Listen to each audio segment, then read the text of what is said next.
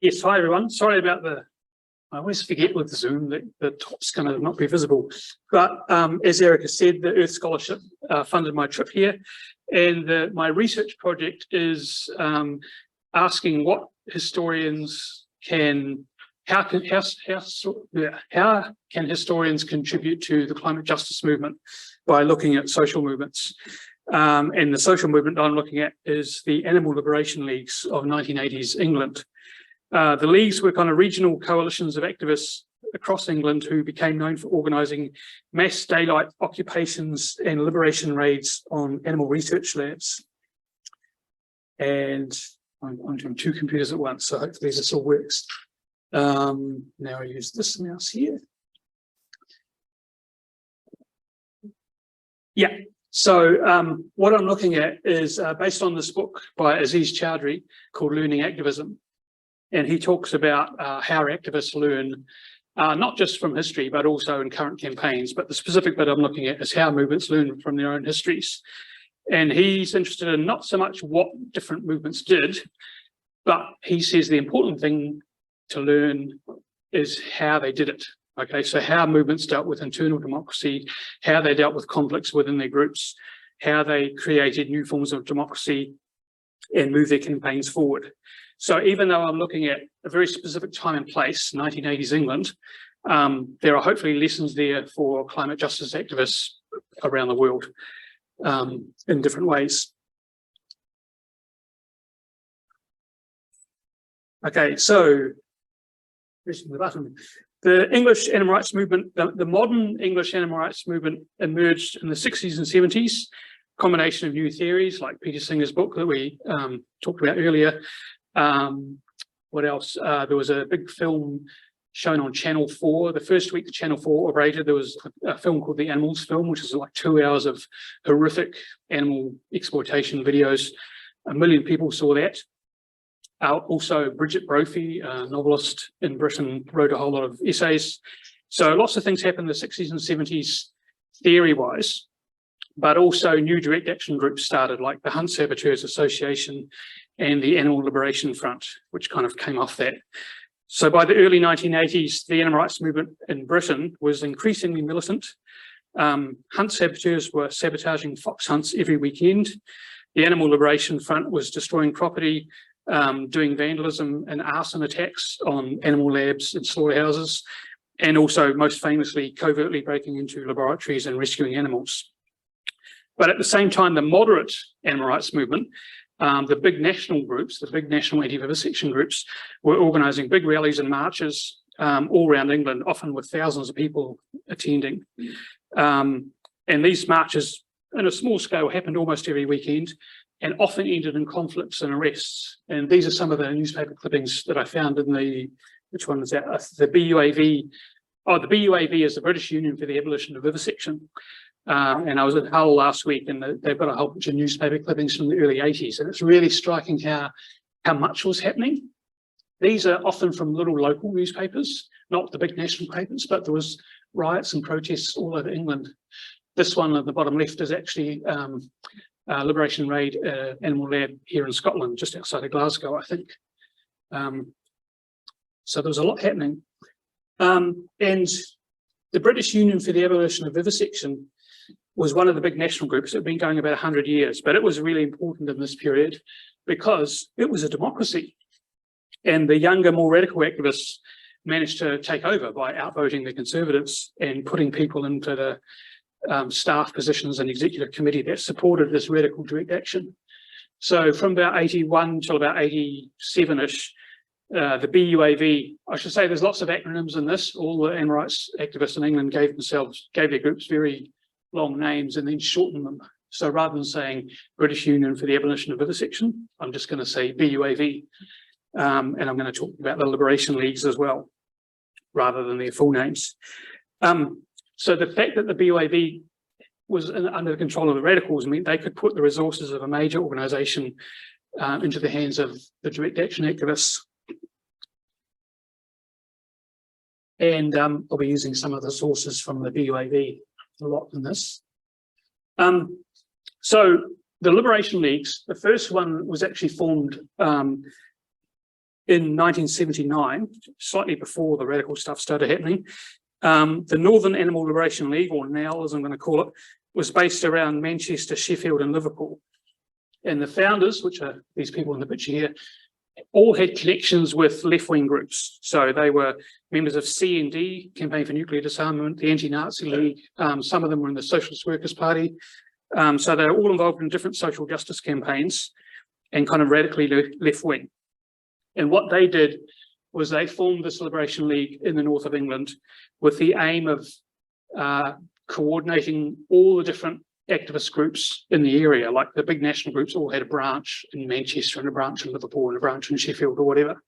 And what these guys did is said, doesn't matter what group you're in, all of us start meeting together and organising stuff locally. So they started doing that in 1979. As I said, very influenced by radical left-wing stuff. And they also opposed the kind of elite, what they saw as elite macho direct action of the Animal Liberation Front.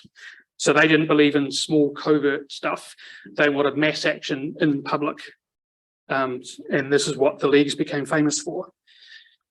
So they started coordinating a range of different local events like education events, campaigns against vivisection labs, factory farms, things like that. And this idea caught on. And yeah, it's unclear if the radical left politics of the Northern League was shared by the other leagues, but all around England these leagues formed. So there was a very boring names there: the Central Animal Liberation League, the Southern Liberation League, the Western Liberation League, and the Eastern Liberation League. So different regions of England. It's unclear how radical the founders of the other groups were. I mean, they were all radical in the animal rights way, but we're not sure how left-wing they were. But they were probably influenced by the wider culture, especially the youth culture of early 80s Britain, which was, anti-Margaret Thatcher, C&D, peace, anti-Nazi stuff. So most of these leagues, their day-to-day stuff was the usual kind of campaigning, meetings, fundraising, public stalls, street stalls, leafleting, but all of them became known for these kind of big spectacular raids they did. As we saw in those earlier ones, the protests at the time were quite militant. So there was often mass trespass, people jumping on roofs and stuff like that. And also those nighttime raids by the ALF were happening as well.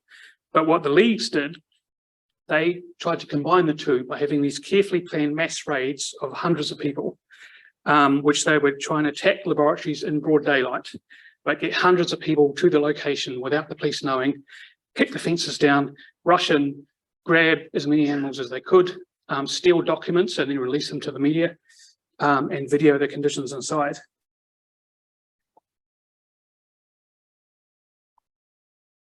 And as things went on, the different animal liberation leagues kind of improved their tactics and tried slightly different versions of that. But in 1984 and 1985, there were 6 major raids that kind of hit the headlines all around Britain. Most of them involve animal rescue. Most of them involve hundreds of people at a time storming into labs. The evidence they got was newsworthy. They were often on TV and in front pages of the papers. And eventually the police and industry started taking notice of this and decided they needed to crack down on them. A new police unit was set up called the Animal Rights National Index. It was initially one cop who was obsessed with animal rights people, but the police hierarchy discovered him and gave him an office and a promotion. And they expanded the office and they started tracking all animal rights activists in the country. And this unit lasted up until probably the late 90s, I think. It's probably still around in a different form. But the police began coordinating between police forces around the country, sharing information, and all with the aim of trying to shut down these groups. Not just these groups, but the other groups as well. And what happened was, after this year of raids and kind of spectacular publicity, lots of people got arrested on these raids. And by about 86, they started coming to court. And part of this project is the really interesting stuff that happened in court, because all these big trials happened. And the police and the activists were both trying different kind of techniques to try and win the cases. And some of them failed, some of them did not. Yeah, if I just use this, yeah. So the first big case to come to trial was the Northern Animal Liberation League's raid on the Imperial Chemical Industries, or ICI, which was a big company that made, people have probably heard of them, right? I think they're gone now, but it used to be quite big. They had a big industrial site near Cheshire, just outside of Manchester. About 20,000 animals, including dogs, rabbits, and monkeys, were used in experiments there to test commercial products like paint, plastic, pharmaceuticals, and most famously, cigarettes. So in the 1970s, a journalist broke into ICI and took photos of them testing cigarettes on beagles, and they determined that cigarettes were perfectly safe. So that was a big controversy. So everyone knew about ICI. And in 1984, the Northern Animal Liberation League organised a raid where 300 people burst into the labs, took sacks full of documents. The site is like multiple buildings. It's like a campus-sized thing. But they broke in, ran around the buildings and took sacks full of documents and videoed lots of animals in the labs. And then most of them escaped. Some of the local groups who had been taking part in the raid but stayed outside the lab stayed around because they thought they hadn't broken any laws. So when the police arrived, a lot of those people got arrested. 24 people were arrested on the day. One beagle was rescued, and ICI claimed they had $20,000 worth of damage done to doors, windows, and security cameras.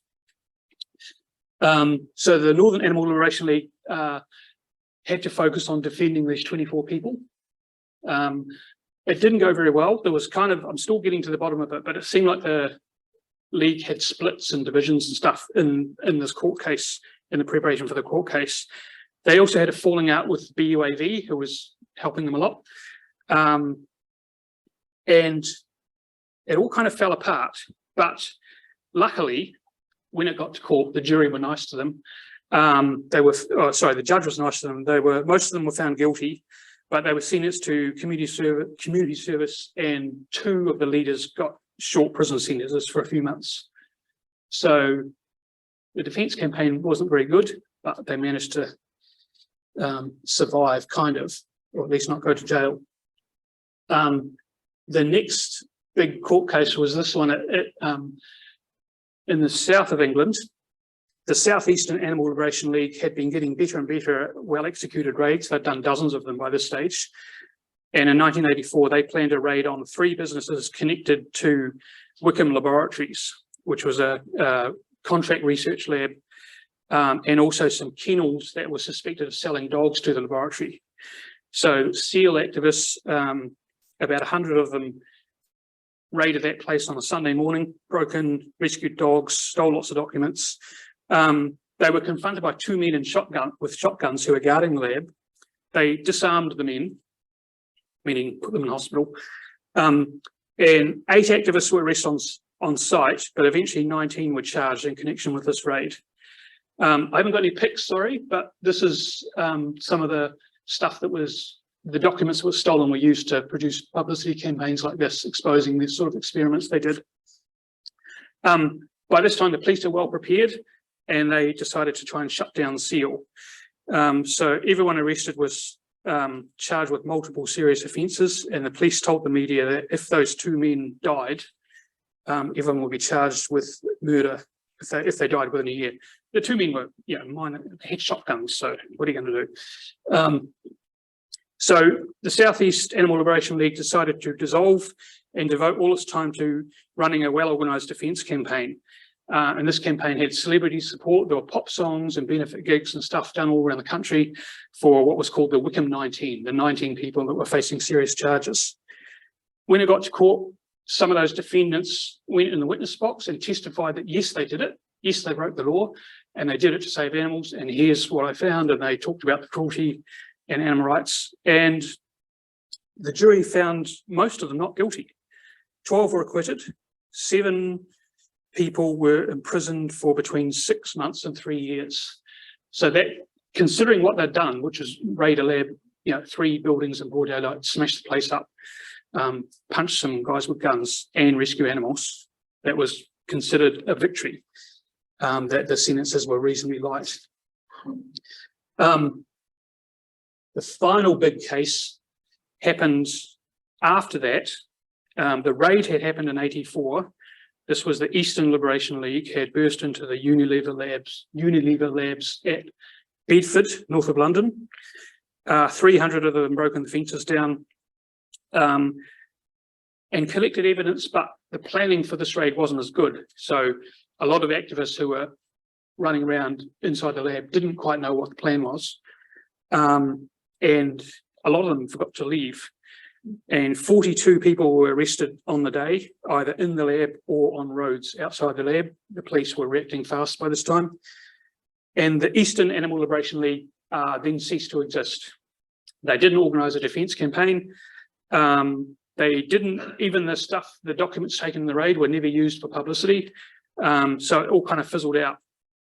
And by the time these 42 people went to trial, these other raids, these other court cases that happened, and the police were quite pissed off because, you know, people were getting away with this stuff. So this time the prosecution divided the defendants up into 3 different trials and put them on trial over the course of a few months. And every time one trial finished, they adjusted their tactics, got lawyers in, and made sure that they were going to get heavy sentences. Although none of the people had been caught directly inside the labs breaking stuff, it was all circumstantial.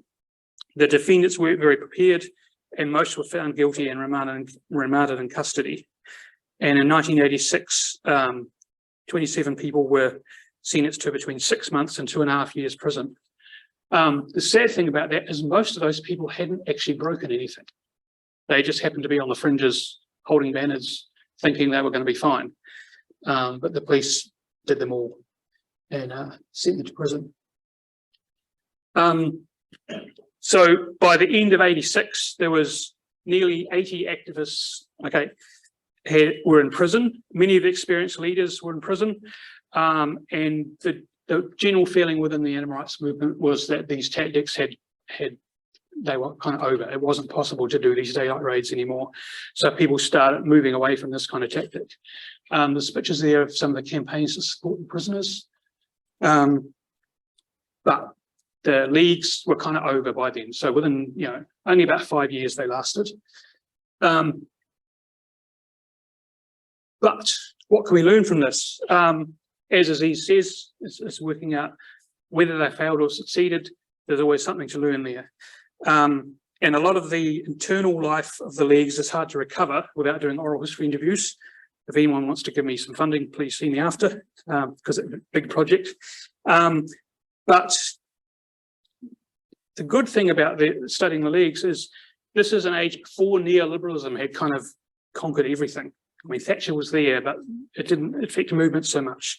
So the big NGOs like the BUAV were actually democracies. You could go along to meetings and argue in person, and the newsletters and magazines they put out allowed debate. So the debates about tactics and politics and theory all happened within the pages of the magazines that people were reading.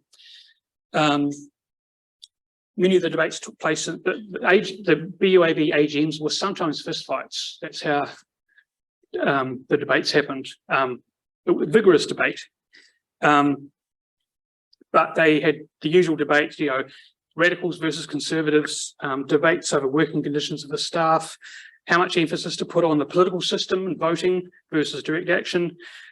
Should we rely on the legal system? For example, the UAV tried to use some of the evidence taken in raids to prosecute vivisectors, and they succeeded in finding some guilty of cruelty, but then it was appealed by the pharmaceutical industry. So all through the newsletters, there's all sorts of debates about how they did this, not just in the BUAV, but also the Northern Animal Liberation League had a whole bunch of newsletters which showed what they did in detail. And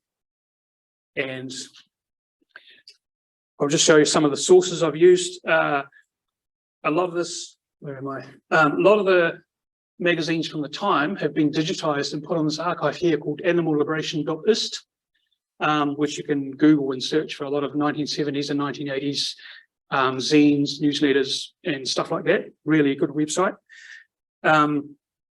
Also, there's some of the ones that are on the website there. Lots of just interesting magazines full of interviews and debates and things. Also, the Kim Stallwood archive at the British Library, which has just kind of come online. I was down there last week. Kim Stallwood was the campaign director of the BUAV in the 80s and has been active for animals about 50 years. And his entire archive life's collection is now in the British Library, and you can search it on the catalogue and look up all sorts of things. And finally, the British Union for the Abolition of Vivisection, 100 years worth of documents from that organisation is in the Hull History Centre, which is really amazing. Despite what I said about Hull the other day, the Hull History Centre is a great place. It's just, I couldn't find any vegan food in the town. So there are several PhD theses worth of stuff in that archive. So if anyone's bored and wants something to do, there's heaps of stuff that can be done. So like I said, I'm a historian, and the history of the modern animal rights movement in the UK is still largely unwritten. The story of the Liberation Leagues deserves to be better known, and the political and tactical debates that they took while building a movement, taking part in direct action, and then in facing intense repression, can inform today's activists fighting for climate justice and animal liberation.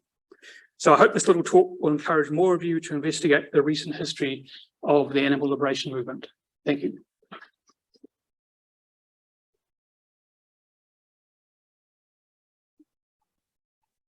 We now get to our final talk of the day, and that is Lynda Korimboccus. I hope I pronounced it correctly. Was I good? Who is at West Lothian College, but also doing a PhD at the University of Anglia. And she is going to speak, oh, there you go, on vegan sociology, academic activism, from and for the market. So over to you. Oh, thanks very much. I don't know if the closed caption will understand my accent. There's a great skit on TV about Scottish people in an elevator. Anyway, I'm just going to round out today, I suppose, with an overview of how activism can actually be productive for the future. What a bunch of people who were around in the times that all that BUAV stuff and all that was happening, and see how we go on with that. So I started off I don't know if you read the abstracts or not. It's not moving on, hang on. Here we go. In my abstract, I started with something. A brown-skinned, mixed-race, disabled, agnostic, vegan, working class, culturally Scottish daughter of a first-generation colonial immigrant. It's a bit woke, isn't it? So you might have guessed that would be me. I don't know if this is what led me into social justice, because I was always one of the minority groups wherever I went, whether you're taking a ethnic minority, other, that'll do for me, or any of those kinds of things. But it certainly informed my ability to have empathy for the underdog. Interesting phrase in and of itself, isn't it? Now, the term woke is used now as an insult, but just a bit of background there, it's necessary, right? It means to be awakened, to be aware of difference, of injustice, and to try and work towards resolving that and making things better for people. Sociology is a discipline, which is where I kind of belong. I'm an anthropologist, technically, but my PhD is sociology. The whole point of sociology was supposed to be to change things for people, right? It's always been its task and promise, as some very famous white middle-class dude said once. So I'll try and keep it brief, because this is a massive discipline, and then even within it, there's a massive element of the discipline. How is it going with the captions? Is it managing? Oh, well done. It's all right, eh? I'll break into Broad West Lothian in a minute, and then that'll be it. So I'm going to cover, briefly what sociology is, with an awareness that not everyone here is a sociologist. Most of you know what it is. How do animals, both human and non-human, fit into that discipline? What veganism is, although I think we just covered most of that, so that's been handy. That's going to save 5 minutes. And vegan sociology in particular, which is quite a new arrival to the field of human-animal interactive studies. I'm not very fancy. I've got a few notes that I made on the train. I'm just going to blag it and we'll see how we go, right? Okay, so sociology is a definition here from the British Sociological Association at their conference quite recently. The study of how society is organised and how we experience life. That just about covers it, but that's huge, right? What's society? Who organises it? How do they organise it? What are the structures and institutions and all that at play here? How do they interact with each other? How does the power come down to us, the minions? And what do we do with that, right? And how do we campaign against that if we need to? How we experience life. What do we mean by life? Do we mean just the very fact that we exist, or do we mean with purpose and value? And what do we mean? So the task for us, those of us that have decided to belong to this interesting bunch of people, including Lynda there, is to try and understand all this kind of stuff. How do all these different institutions interact with each other and make a difference? And Charles Wright Mills is very famous in every introductory sociology course you'll ever look at, talks about this dude, and how he said we need to use our sociological imagination. Society is supposed to be, its whole task, its whole promise is supposed to be to try and make society a bit better, right? For humans and non-humans and possible. They didn't really talk about that, which is why we need vegan sociology, which is why I'm here. Okay, so this guy might look familiar. All these sociologists were white middle class, beardy dudes. I don't really know why some of them are a little bit more quaffed than others. Craft, it means for craft, anyways. Karl Marx, right? Now, controversial figure, but the general ideas behind his theoretical approach, which is like far too big to encapsulate, even if I started talking now till next year's meeting. But the general idea was that we live in a system that's capitalist, which we do, whether you like it or not. That's well, certainly all of us, but those of us in this so-called Western world, which again assumes a certain way of looking at the globe, right? So that's a whole other matter entirely.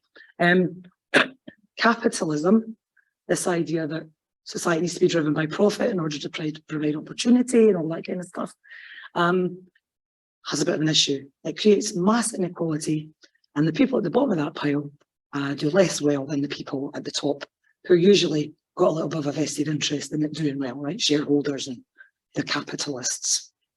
I'm not going to get all socialist worker on you or that though. I'm tempted. I'll leave it. Feminists. Another thing that you might hear a lot about if you ever do a sociology course, and it'll give you all the kind of talk about the suffragettes and how nobody was, up until they were writing in the field of sociology, interested in women's issues within the field, right? So that was a bit of an issue. It makes sense. Again, inequality, one group more powerful than another group, designing things for their benefit. Straightforward enough. Also not very good, right? If you want to try and make things equal and fair. More recently, thankfully, this has been expanded a little bit, and we have other scholars writing about a wider range of difficulties for groups that are marginalised in society, whether it's the Black Lives Matter movement, LGBTQI plus members of that, members of a community. That's like saying members of the Black community, like everyone's the same within that. But anyway, you get the gist.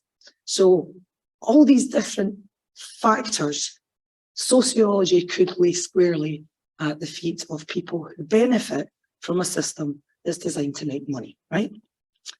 And then we get to the animal rightsers like myself. I've been vegan for 24 years. I remember the days when you couldn't get any food. You had to learn how to cook really quick. What's a lentil? I don't know how to do these. They come all dried in a bag and I'm not very sure. You need to soak them. For how long? Like weeks? And nobody knew.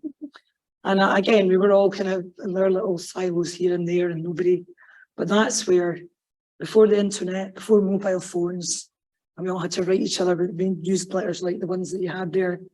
And then we posted them through the mailbox. And you got one like 5 days later and you go, oh, there's a meeting 2 weeks on Friday, and so on. It was a really different way of working. But what I think the animal rights movement, many people within it recognised, linking back to what you were talking about, the BAV there, Mark, is that inequality persists, and inequality affects bazillions of people. But also, what other way is there? So when you're in sociology class, when I'm teaching my classes, I'm not even using this, I don't know my broad. You're in your sociology class, you're trying to explain to everyone what sociology should be about, and everyone goes, yeah, inequality is bad. Yep, sure. This is a brilliant cartoon. I take no credit for it.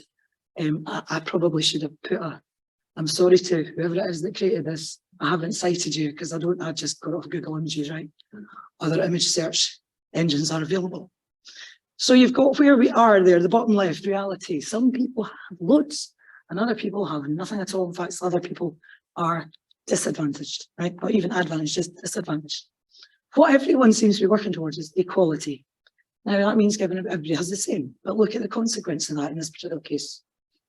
Okay, so the dude, and actually nobody's really any worse off or better off than before, ultimately. That's with equality, right? What we want is equity, don't we? Don't know if you can see that because of that.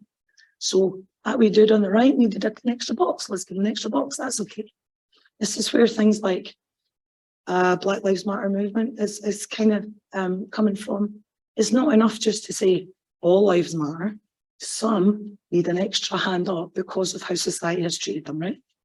I'm going to get to the non-human animal bit in a minute, I promise. But better than that even, although that's probably at least the minimum we should be aiming for, is liberation, freedom from the barriers in the first place. All these barriers, some of them are more hidden than others, and none more so than for the non-humans in our midst. Eric Olin, right, famous sociology dude. I keep calling everybody a dude, I don't know if they would appreciate being called a dude. With a little bit of imagination, using that sociological imagination and applying it politically, anything is possible, actually. A lot of the stuff that Marx was writing about, people would accuse of being utopian and, oh, this is in a perfect world, everyone's going to care about each other. The point is, this is actually possible. We used to work in a very different way centuries ago. We could do it again. We could care a little bit more about each other again. And it's the same care, whether you apply it to people of colour, people who come from a different ethnic background like myself, different religions and whatnot. There are far too many inequalities. And if we're all in our little silos even doing that, we're not really getting that whole point, which is actually we just need to be kinder, generally speaking. And that's what certainly as a vegan sociologist we're looking to try and do, is recognise, or get other people to recognise it's all one and the same thing. We're not going to speak on behalf of animals. It's not our business to do that. That's not for me to do. But we can be their ally. And this is what we're aiming to do.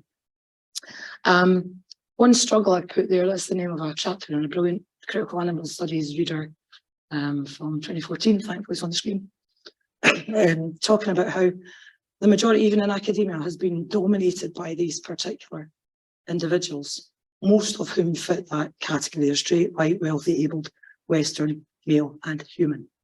And going back to whether we use human exceptionalism or anthropocentrism, it's the same idea. Social injustice is social injustice, whoever it is meted against, right? I forgot to start a stopwatch. Okay, thanks. So I'm getting back to then what Eva talked about earlier, anthropocentrism.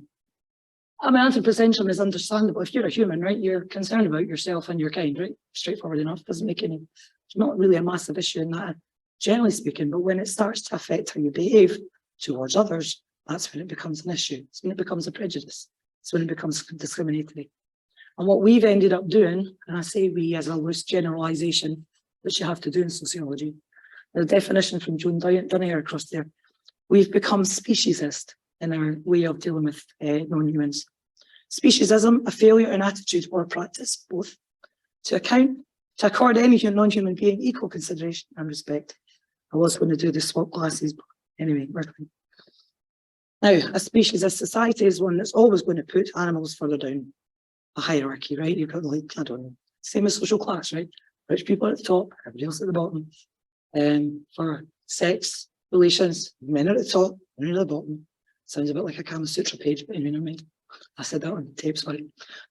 Or whether you're looking at disability or ability, people that are able-bodied are up there, and anyone else that isn't is further down, depending on mental health. It's got a different status to physical health and so on.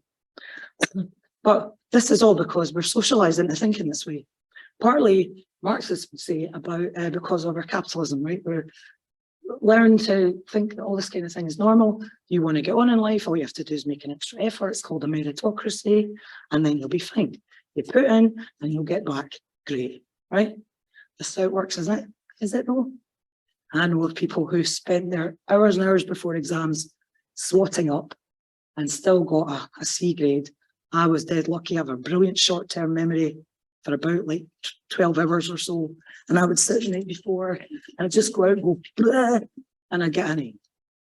Handily for me, because I didn't do anything else. So, but we're taught this, right? We're taught how things are supposed to work. We're taught about animals.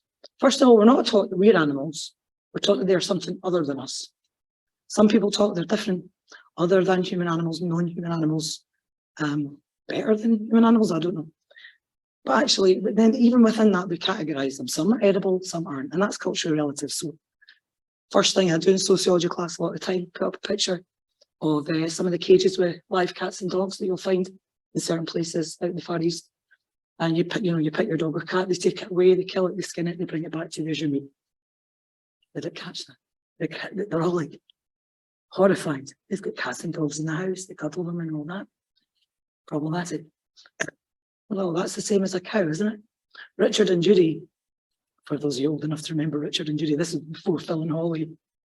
Again, it's a British TV reference, sorry to anyone that isn't involved in that. They had somebody on one day with horse milk, right? There's some horse milk, which I think in some Scandinavian countries is not beyond like reasonable to drink. You want something? She's like, you can little face like, oh my gosh, you don't really want to. What's a horse? What's a horse? What's a horse? A cow? Doesn't really matter. Anyway, some are suitable to be in our house. We call them pets, companion animals. Others we'll go and see in an aquarium or a circus. Although that's reducing, at least in this country. And others we're quite happy to sacrifice, like the beagles that in the laboratories. Therein lies where the kind of basis of the problem is. And all that happens within capitalism and what's known as, or Barbara Brodsky quoted it is the animal industrial complex. It's a capitalist machine. Animals go in, animals come out. So therein lies the issue. And for the purposes of time, because I've digressed a little bit, because I haven't stuck to the script. But key point there at the bottom, the negative effects of the animal industrial complex are not just on the non-human animals within it. It's also the slaughterhouse workers, the other workers involved in this kind of thing. We're back to the kind of McLibel stuff, the McDonaldization of systems like that. And the environment. So when the Vegan Society define veganism, they are usually talking, I'm going to have to go through past a couple of these things. They're usually talking about how people can be vegan, not just for the animals, but also for human health and for the environment and for workers' rights, they should say, and all that stuff as well. It's kind of one in the same struggle. This is a brilliant book where the issues of enslavement and oppression and the animalization of humans is all linked together. I recommend it. Also, if you don't know about, if you're interested in feminists, vegetarianism, Carol Adams' work is brilliant. And what they're talking about there is about the violence inherent within the dairy industry in particular, and the meat industry also. To impregnate an animal, there's certain things you have to do to that animal against its will, possibly, probably, you can imagine it probably is. Milking. The milk of a mammal is for that mammal's children, not for us, and yet we routinely do that. That is sexual violence. Anyway, I'm sorry to kind of skip through these, but I want to get to the end. And plus, my daughter's so cute, I like to get to this slide at least. So, what do we need to do differently? Vegan sociology is here to help. That's kind of where we are. I was talking about that hierarchy earlier. There's humans at the top and everybody else down there, and all the amoebas and things are at the bottom, right? We need to look at things differently, a little bit more holistically. We're in that. This is not some Venn diagram where we are right in the center and everything else is somewhere else. We need to just look at things more holistically like that and appreciate that injustice to anything, anyone, is injustice to everyone. And that's where vegan sociology starts. And it's cute though. There's the Vegan Society definition. And the only thing I'll highlight here is about it being a philosophy and a way of living. And this is why it's protected in terms of animal equality law now, so that if you have that philosophy, you can be protected from that in the workplace and stuff like that. So I'm almost done. Yes, just chatting. Last one. So yeah, to be a sociologist, not even if you're a sociologist, the whole idea is just to think differently about things, is to oppose inequality in all its forms, whether that is race, gender, sexuality, ethnicity, religion, age, ability, all the rest of that kind of thing. Vegan sociology works for total liberation in a vegan world, and Korimboccus does some great work on social movements that have been trying to do that. Highly recommend her work.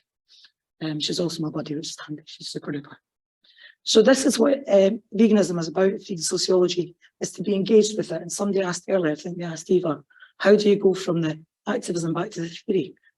You make it one and the same thing, right? It's one and the same thing. If you have a theoretical perspective and you know that something is wrong, you're trying to make it better, then go out and make it better. Just be better. You start with yourself, and then everything else, hopefully, will be a lot easier for other people. Definition of vegan sociology there for you. I think that's pretty much where I was going to go to it, but it just encompasses just how much is involved in this. My own research is going to be looking at what it's like to be a vegan kid in primary school in Scotland in 21st century. It's supposed to be all, you know, equality, diversity and all that, but then they don't even have vegan food or her.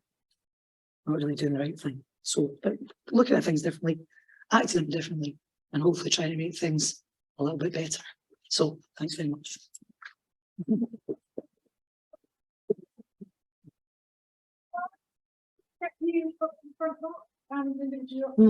Stay standing, that's absolutely fine. We've got time for a few questions, which is great. So, another question. We can share this. There is this.